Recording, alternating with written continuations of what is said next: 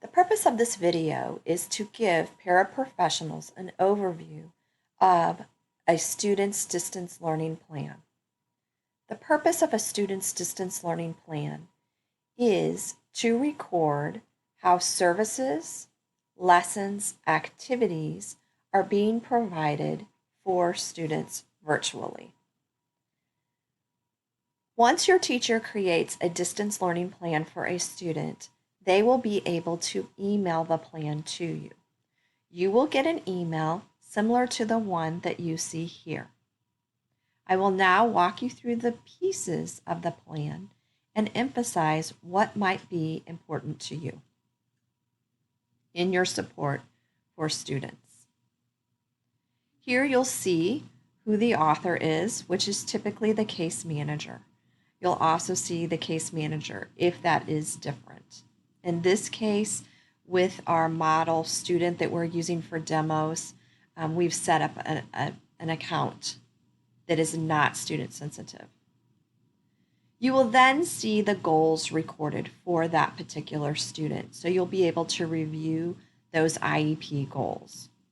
This would be important so you understand what the focus for the student is as far as their goals. The next piece is the accommodations. This is also important, especially if you're supporting in a general education environment virtually. So this would tell you what accommodations are on the student's IEP that should be implemented during lessons. The next section is the services provided. Here you'll be able to see what services are on the IEP for that particular student.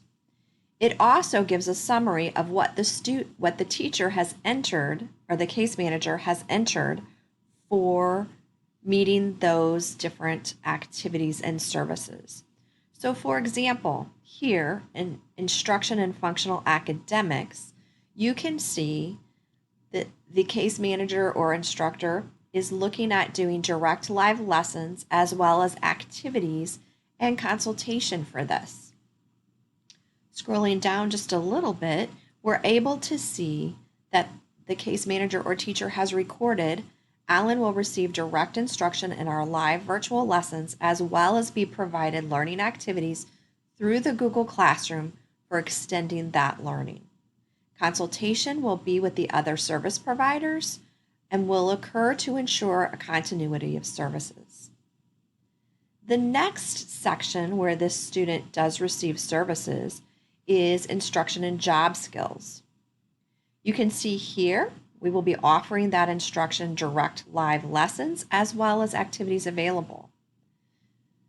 The teacher has written, Alan will receive direct services in our live virtual lessons as well as being provided learning activities in the Google Classroom for extending that learning.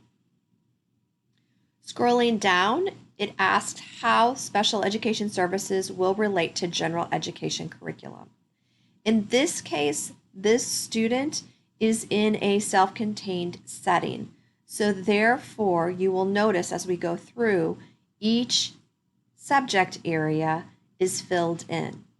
If you are supporting a student who only has a diagnosis in a certain area and their placement is more of a resource or co-teaching setting, you may only see those boxes for those subject areas where that student receives support filled in. So as you can see here for math, the teacher has included the learning target that they are going to be working on. So this learning target has the standard number, and the target demonstrates the concept of addition. They then go on to talk about how that target will be addressed. Our math live direct lessons and learning activities will be focused around the concept of addition. We will be using manipulatives in order to make the concept of addition more concrete. In the second box, you will see ELA. The learning target here being answering questions by referring to the text in a narrative. That is the learning target. Our ELA live direct lessons and learning activities will be focused around being able to answer who, what, how questions after reading a text. We will read through the text together in our live session and then present questions with answer choices presented in a visual format of a field of 4 choices. Follow-up activities will be provided for extended practice.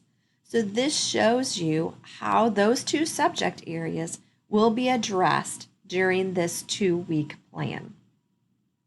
You will see it goes on to also cover science and social studies as well as electives. The electives that this particular student is involved in is self-advocacy as well as PE, which you can see right here.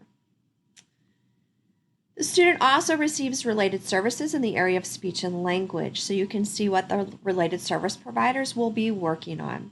In this case, they're building vocabulary with the book used in the ELA activities, and they're going to include previewing vocab words from the story and providing visual supports to ensure understanding of the terms before the student has the story read or reads the story and answers questions.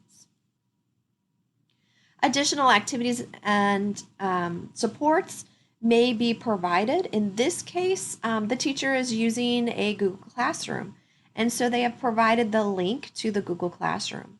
In some cases, it may be a link to other websites where students can access material for learning activities.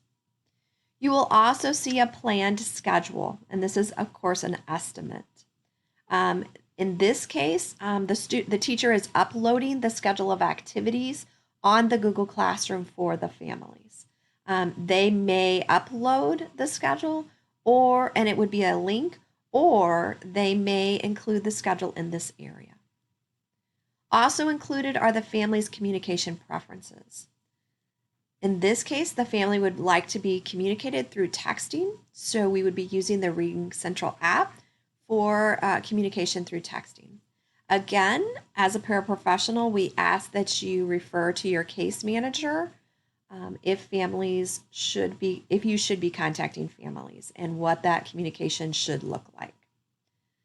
The link at the very bottom allows for progress monitoring, and this is a link where teachers or service providers can go in and add additional data if they would like for progress on the plan. This has been a quick, brief overview. If you do not receive an email of the distance learning plan, please check with your teacher that you are supporting. They should be able to share those plans with you. And if you have any questions, please ask your case manager or your administrator. Thanks for taking time to listen.